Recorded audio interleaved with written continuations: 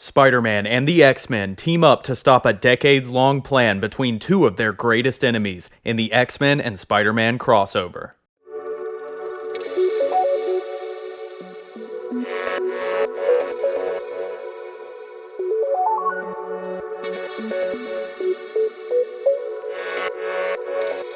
What's up guys, Roman from RNS Entertainment here, and welcome to another episode of Comic History, the weekly series where I explain and retell the iconic storylines, origins, and events in the world of comics. In this week's video, I'm going to be talking about the 2009 Marvel crossover X-Men and Spider-Man, which is a great example of crossovers done right. This series is a single story spanning multiple eras in both the X-Men and Spider-Man's histories, highlighting the changes in characters, villains, and situations in some of their most iconic moments, and using several of their major villains in a way that fits in perfectly to multiple iconic Spider-Man and X-Men storylines, including Kraven's Last Hunt, the Mutant Massacre, House of M, and others. This is not to be confused with Spider-Man and the X-Men, which was a 2014 storyline where Spider-Man taught at the Jean Grey School from Wolverine and the X-Men following Wolverine's death. In X-Men and Spider-Man, each issue is a few years apart, happening between the Spider-Man and X-Men of each time, and the first issue begins with high school-age Peter Parker and the original teenage X-Men from the Stan Lee Jack Kirby era X-Men in the 60s,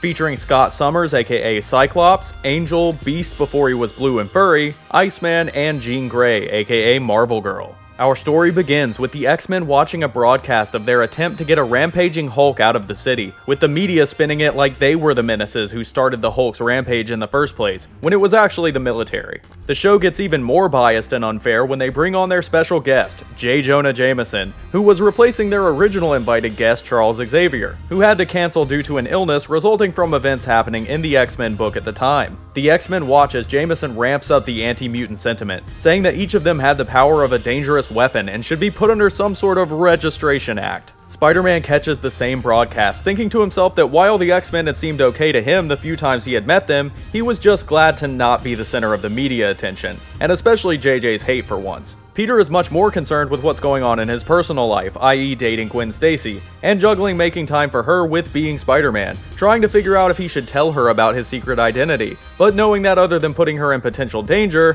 her dad is a cop. Putting that aside for the moment, Peter gets ready to take Gwen out, but sees the news broadcast's next guest, Kraven the Hunter, who had recently been released from prison after his first attempt at hunting down and killing Spider-Man. Kraven apologizes for the extreme lengths he went to in hunting his game, and vows that he will still apprehend Spider-Man, who is a wanted fugitive, but using lawful means to do so. He also announces to the world that he had discovered in his hunt that Spider-Man was a mutant, which, although untrue, is now potentially believed by any anti-mutant villains or organizations out there. The X-Men decide to go to Spider-Man and warn him that their enemies might target him, thinking that since he's all alone, he must be terrified. Meanwhile, Peter Parker is strolling down the street with a huge smile on his face, with Gwen Stacy on one arm and Mary Jane Watson, who is currently dating Harry Osborn, on the other, thinking to himself that this Kraven thing is the perfect chance for him to not be Spider-Man for a night and have a nice drama-free evening. As he and the girls go into a coffee house to meet up with Harry, Kraven lurks on a nearby building, having tracked Spider-Man's scent and found his webbing on a building nearby.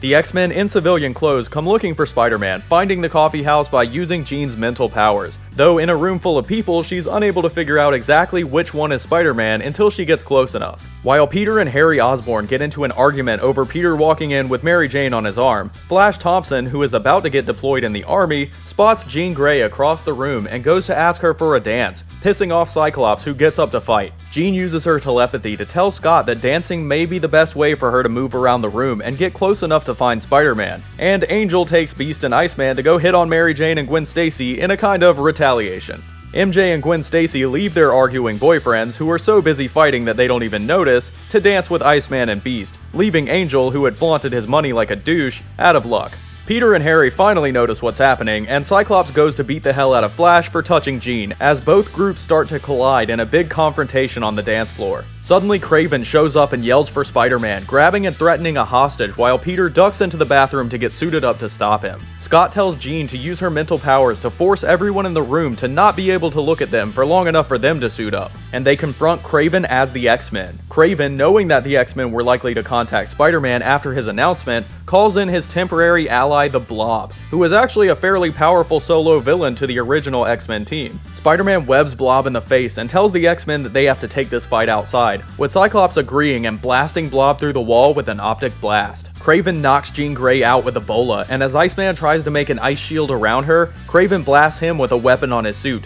sending a shock to his nervous system and forcing him to drop his ice form, with Kraven leaping down and slicing his arm with a knife. Angel dives at Kraven, who chucks an extending javelin at him that slices through his side as he barely dodges. Kraven then slashes at Beast while Spider-Man is being overpowered by Blob, and Cyclops yells "enough" as he blasts Kraven to the ground. Together, Spider-Man and Iceman are able to stop Blob by webbing him constantly as Iceman freezes him in place. While they do this, Kraven quickly escapes and the young heroes regroup, with Scott offering Spider-Man the help of the X-Men in case their enemies attack him. Spider-Man says thanks but no thanks, saying that he's not much of a joiner, and Webb slings away, thinking only about how he's going to explain his disappearance to Gwen. Marvel Girl notices that Cyclops' hand had been cut during the battle, and we see Kraven approached by X-Men villain Mr. Sinister, who had orchestrated this entire conflict to obtain DNA samples from each of the original X-Men. Kraven had made the public statement about Spider-Man knowing that it would lure the X-Men to familiar ground, and had cut or injured each of them during the battle to obtain the DNA samples and escape. Sinister takes the DNA and offers Kraven even more money in exchange for a sample of his own.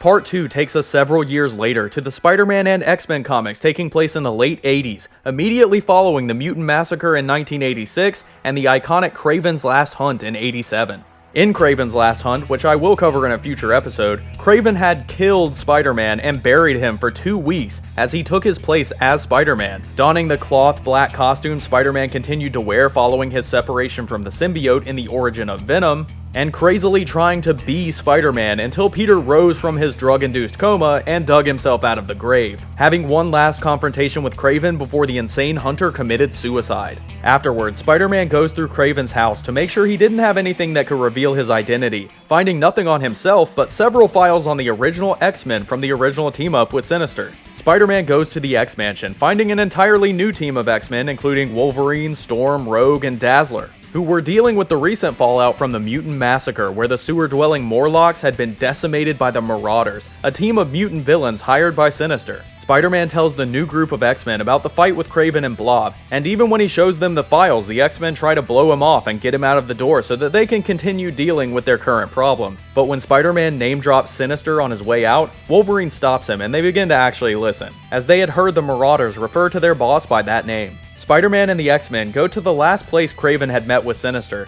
finding an emptied-out lab with the fresh scent of Sabretooth leading into a trap door to a seldom-used section of the sewers where the Morlocks had lived before the massacre. Spider-Man and the X-Men are then confronted by the Marauders, and a huge fight breaks out between the two groups, and at one point, Sabretooth says that to get to the other Marauders, they had to go through him, and Wolverine impales him with his entire arm in response, with Spider-Man saying that the new X-Men are crazy people. When the Marauders begin to lose, one of them blasts a hole in the ground of the sewer, sending the X-Men and Spider-Man falling to a chamber below, with Spider-Man stopping their fall with a web. They find themselves in an abandoned facility with twisted, fucked up clones of the original members of the X-Men hanging in broken chambers, left over from Mr. Sinister's experiments. From the hole above them, one of the Marauders throws a harpoon of energy into a chemical barrel, setting off a massive explosion that destroys the lab and incinerates the X-Men clones, with Spider-Man and the X-Men barely managing to escape. Spider-Man asks if the X-Men think any of those clones had been alive, and ironically says that it would be really weird to have a clone of yourself running around.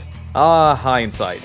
At the gravestone of Sergei Kravinoff, aka Kraven the Hunter, Mr. Sinister says hello to his old ally, wondering why Kraven would take his own life, but saying that part of him would live on, and that Kraven's legacy is in good hands. Fast forward to part 3, which takes us into the 90s to the heart of the Spider-Man Clone Saga, where Ben Reilly, clone of Peter Parker, had taken up the mantle of Spider-Man, believing himself to be the original, while the actual Peter Parker was depowered and passed the mantle on to Ben. We also see the 90s team of X-Men, which at this point consists of Cyclops, Archangel, Storm, Iceman, and Wolverine, who had had his adamantium ripped out by Magneto, leaving him with normal bone claws and an even more advanced healing factor. After a fight with Sinister, which the villain escapes, Cyclops decides that instead of chasing after him, they would investigate his lab to see if they could find anything to help them. Archangel finds a box full of files, and Storm uses her thievery skills from her childhood to pick the lock. This leads them to seek out Spider-Man, who turns out to not be the Spider-Man they remember, and when Wolverine smells Ben lying about remembering them, he threatens the truth, or what Reilly believes to be the truth, out of him,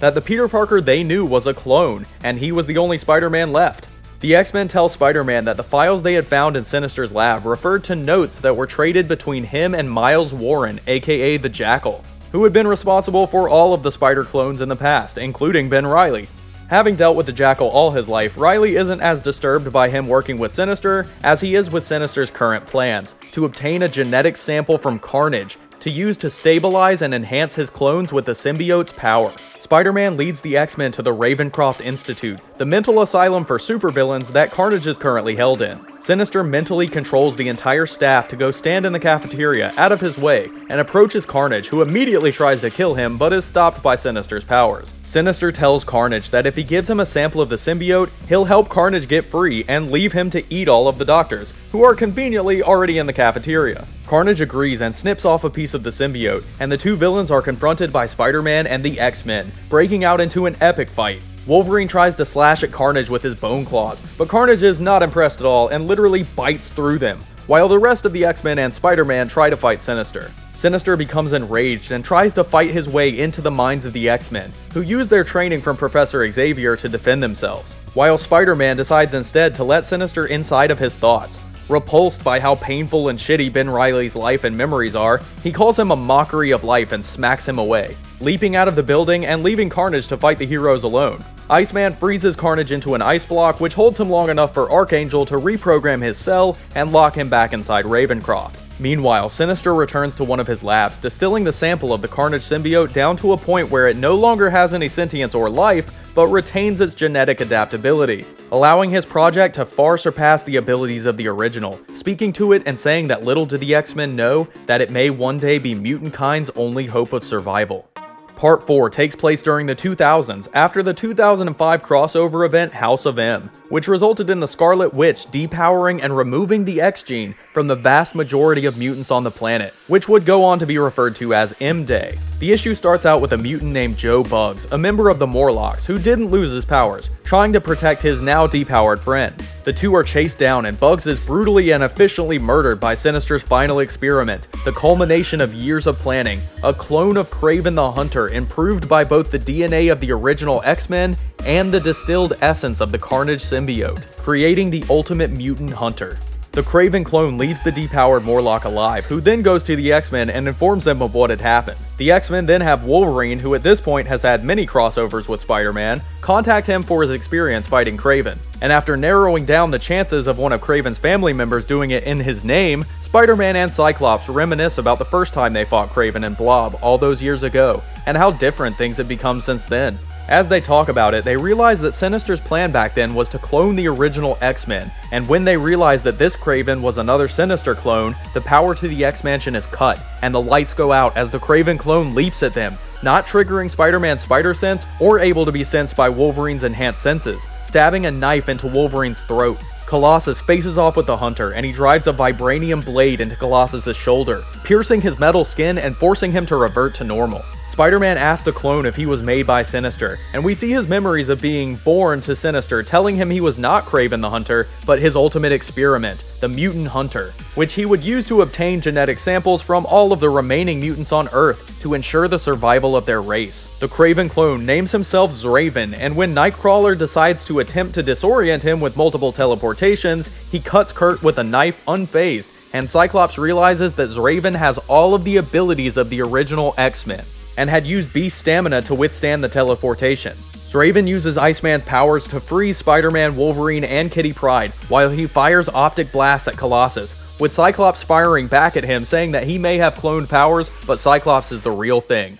Zraven throws a bola at Cyclops as Kitty phases Spider-Man and Wolverine out of the ice, and as she tries to phase Zraven through the floor, he uses Jean Grey's mental powers to put her in a trance, putting a knife to her throat and revealing that he had used Jean's powers to fool Spider-Man and Wolverine's senses when he entered. Spider-Man tells Zraven that the original Kraven would be disgusted by him, threatening a helpless girl, and Cyclops takes the idea and runs with it, telling Zraven that Sinister doesn't care about him, that he's just a puppet to be used and discarded, like Sinister does to everyone, including Scott, yelling at Zraven to look inside his mind for the proof. He does and sees how Sinister had manipulated and tortured Scott over the years, and confused he leaps up, creating ice shards that he fires optic beams into to blind the heroes as he escapes. leaving the X-Men and Spider-Man to reflect on their lives over the years, with Spider-Man giving a very Peter Parker speech about how they're similar in many ways, often hated and feared by a world they've sworn to protect. Meanwhile, Raven makes his way back to Sinister's lab, with Sinister telling him that over the years he would replace the X-Men one by one with genetic duplicates. But Raven says no, destroying the DNA samples he had gathered, saying that Sinister would be creating slaves, not warriors,